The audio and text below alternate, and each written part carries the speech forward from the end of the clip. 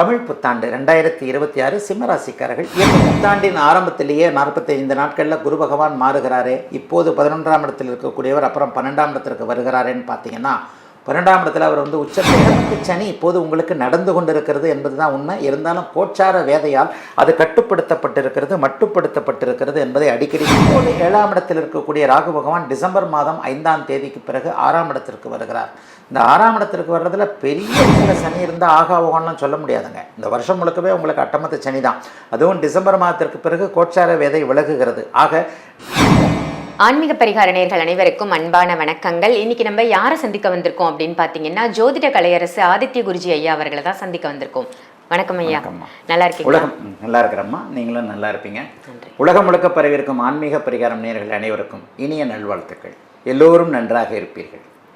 ஐயா, இன்னைக்கான டாபிக் ஒவ்வொரு ராசி பலனும் நீங்கள் சொல்லிட்டு வரீங்க. ரொம்ப அருமையாக இருக்குது. மக்கள் ரொம்ப ஆர்வமாக அதை ரசித்து பார்த்துட்டு வராங்க. அவங்களுக்கு உண்டான பலன்களை தெரிஞ்சுக்கும் போது ரொம்ப மகிழ்ச்சியாகவும் இருக்குது அவங்களுக்கு.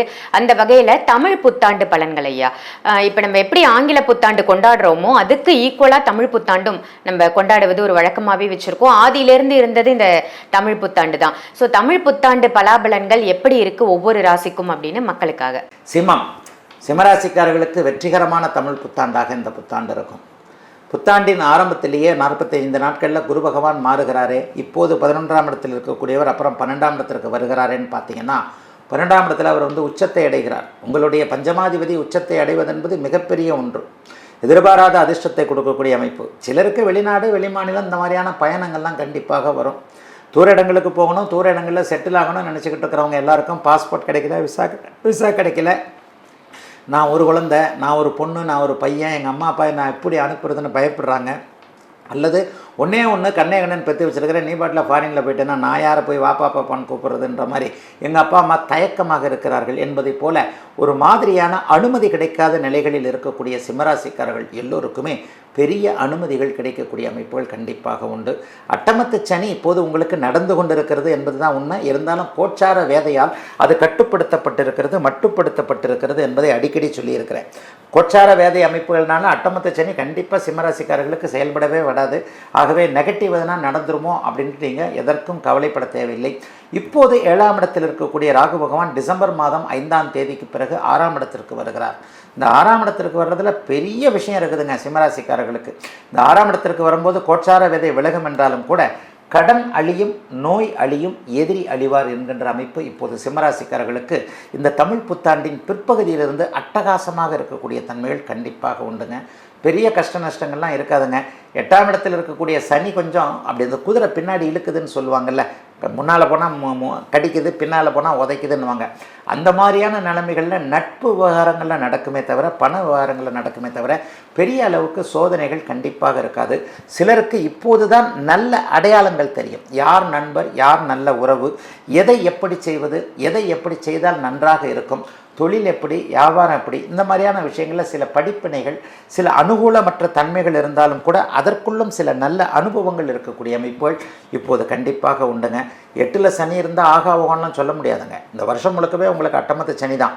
அதுவும் டிசம்பர் மாதத்திற்கு பிறகு கோச்சார வேதை விலகுகிறது. ஆக டிசம்பர் மாதத்திற்கு பிறகு என்னதான் சாதகமாக சொன்னாலும் டிசம்பர் மாதத்திற்கு பிறகு பணம் சார்ந்த விஷயங்களில் கொஞ்சம் நீங்கள் கவனமாக இருக்கணும்.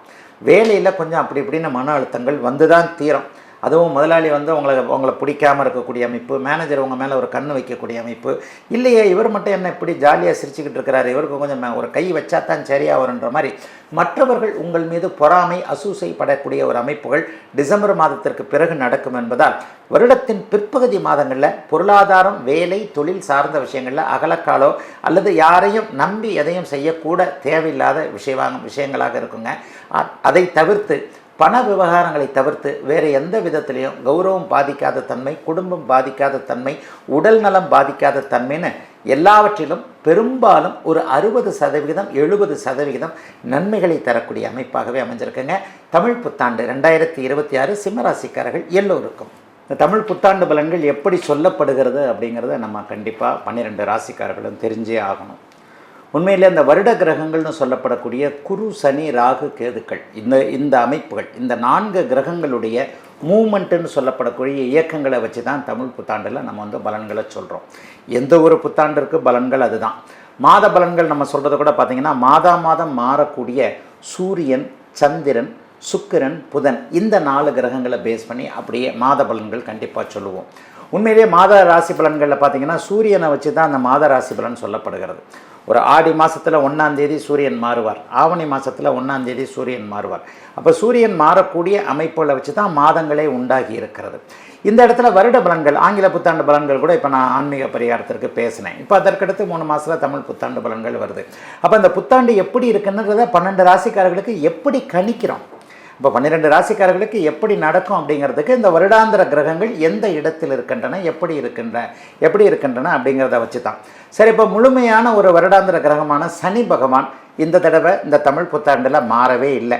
மீன வீடு என்று சொல்லப்படக்கூடிய காலபுருஷனுடைய இறுதி வீடான 12ஆம் வீட்டில் அவர் வலிமையாக ஒரே இடத்துல இந்த வருஷம் மாறக்கூடிய அமைப்புகள் அவர் இல்லவே இல்லை.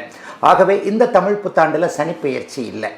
அதனை அடுத்து பார்த்திங்கன்னா உடனே டக்குன்னு தமிழ் புத்தாண்டில் ஏதாவது ஒரு வருடாந்திர பெயர்ச்சி வருகிறதான்னு பார்த்தா ஜூன் மாதம் 2ஆம் தேதி, ஏப்ரல் 14, 15ஆம் தேதி தமிழ் புத்தாண்டு பிறக்கும். அதனை அடுத்து 40 நாட்கள்லேயே குரு பகவான் அப்படியே தற்போது இருக்கின்ற வீடான மிதுன வீட்டிலிருந்து அடுத்த வீடான கடக வீட்டிற்கு வருகிறார். இந்த கடக வீட்டிற்கு வருகிறதுல ஒரு ஸ்பெஷாலிட்டி இருக்குது. 12 வருடங்களுக்கு ஒரு முறை மட்டுமே உச்சம் என்கின்ற அதி உன்னத நிலையை அடைகிறார். இன்னொன்று உங்கள் எல்லாருக்குமே தெரியும், குரு பகவான் நன்மையை செய்யக்கூடிய ஒரு கிரகம். சனி எப்படி மேக்சிமம் கெடுதல்களை செய்வாரோ அதே மாதிரி குரு மேக்சிமம் நன்மைகளை செய்யக்கூடிய ஒரு அமைப்பு. சனி பயிற்சினாலே எல்லாருக்குமே கொஞ்சம் பயம் வந்துடும். ஆனால் குரு பயிற்சினா ஒரு சின்ன ஆசை வரும். ஒருவேளை குரு நல்ல இடத்துக்கு வந்துட்டார்னா எனக்கு கொஞ்சம் அப்படியே கொட்டி போக மாட்டாரா, பணத்தை அள்ளி கொடுப்பாரே, குழந்தைகளை அள்ளி கொடுப்பாரே, மனசில் சந்தோஷத்தை அள்ளி கொடுப்பாரே, இந்த மாதிரியான கிள்ளி கொடுக்காமல் எதையும் அள்ளி கொடுக்கக்கூடிய அந்த குரு பகவான் இப்போது உலகத்தார் எல்லோருக்கும் மிகப்பெரிய அளவில் நன்மைகளை செய்யக்கூடிய உச்சம் என்கின்ற 12 வருடங்களுக்கு ஒரு முறை மட்டுமே வரக்கூடிய ஒரு அதி உன்னத நிலைமையை அடைகிறார். அப்போ 12 ராசிக்காரர்களுக்கும் குரு பயிற்சி ஓரளவுக்கு நல்ல விதமாகவே இருக்கும். இன்னொன்று நம்ம எல்லாருமே ரொம்ப பெரிய அளவில் எதிர்பார்க்கக்கூடியது அப்படின்னு பார்த்திங்கன்னா ராகு கேது பயிற்சி. இந்த ஏப்ரல் 14ஆம் தேதி நடந்து சரியாக ஒரு 6 மாதம் கழித்து பார்த்திங்கன்னா டிசம்பர் 5ஆம் தேதி அன்றைக்கு ராகு கேது பயிற்சிகள் ஏற்படுகின்றன. இந்த ராகு கேது பயிற்சி இப்போது இருக்கக்கூடிய கும்ப வீட்டிலிருந்து ராகு மகர வீட்டிற்கும், இப்போது இருக்கக்கூடிய சிம்ம வீட்டிலிருந்து கேது கடக வீட்டிற்கும் வருகிறார். இதில் இன்னொரு சிறப்பை கூட சொல்லிடலாம். குருவும் கேதுவும் இணையக்கூடிய கேள யோகம் என்கின்ற ஒரு கோடீஸ்வர யோகம் இந்த தமிழ் புத்தாண்டில் ஏற்படுது. ஐயா, யோகம்லாம் எப்போவுமே ஏற்படும் தானேங்க? இல்லைங்க, யோகம் எப்போவாவது அத்திப்புத்தார் போல் ஏற்படக்கூடிய சில யோகங்கள்லாம் இருக்குது. அது இந்த முறை ஒரு 30-40 வருடங்களுக்கு பிறகு ஏற்படக்கூடிய கேள யோகம் என்கின்ற குருவும் கேதுவும் உச்சனாகி சேரக்கூடிய ஒரு யோகம் இந்த தடவை வருதுங்க. அப்போ என்னங்க, உலகத்தார் எல்லாருக்குமே கேள யோகம் ஏற்படுதுன்னா எல்லோருமே ஓரளவுக்கு இன்றைக்கு இருக்கிறத விட பொருளாதார நிலைமையில் முன்னேற்றத்தை அடையக்கூடிய அமைப்புகள் தானங்க. ஆகவே வருடாந்திர பயிற்சிகளின் அடிப்படையில் குரு நல்ல இடத்திற்கு பெயர்ச்சியாவது, உச்சம் என்கின்ற இடத்திற்கு பெயர்ச்சியாவது, அதனையடுத்து ஒரு 6 மாத காலத்திற்குள் அவர் கேள யோகம் என்கின்ற கேதுவோடு இணைந்து ஒரு நல்லதை பெறக்கூடிய அமைப்புகளை இருக்கக்கூடியது. சனி ஒரே இடத்துல நிலையாக இருக்கக்கூடியது. ராகு பகவான் பெயர்ச்சி டிசம்பர் மாதம் 5ஆம் தேதி நடக்கக்கூடியது. இந்த 3ஐயும் பேஸ் பண்ணி தான் இந்த 2026 தமிழ் புத்தாண்டுடைய பலன்கள் எப்படி இருக்கும்னு சொல்கிறோம். இந்த பதிவு உங்கள் எல்லாருக்கும் பயனுள்ள பதிவாக அமைஞ்சிருக்கும் அப்படின்னு நினைக்கிறேன். இந்த பதிவை மற்றவங்களுக்கும் ஷேர் பண்ணுங்கள், மற்ற ராசிக்காரர்களும் பயன்பெறட்டும். ஐயா கிட்ட நீங்கள் கன்சல்டேஷன் எடுக்கணும் அப்படின்னு நினச்சிங்கன்னா வீடியோவில் தெரிகிற நம்பருக்கு கால் பண்ணி அப்பாயின்மெண்ட் வாங்கி கன்சல்டேஷன் எடுத்துக்கலாம்.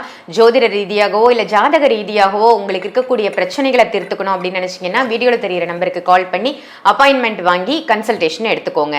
இதே மாதிரி வேறு ஒரு நல்ல பதிவில் உங்கள் எல்லாரையும் சந்திக்கின்றேன். நன்றி, வணக்கம்.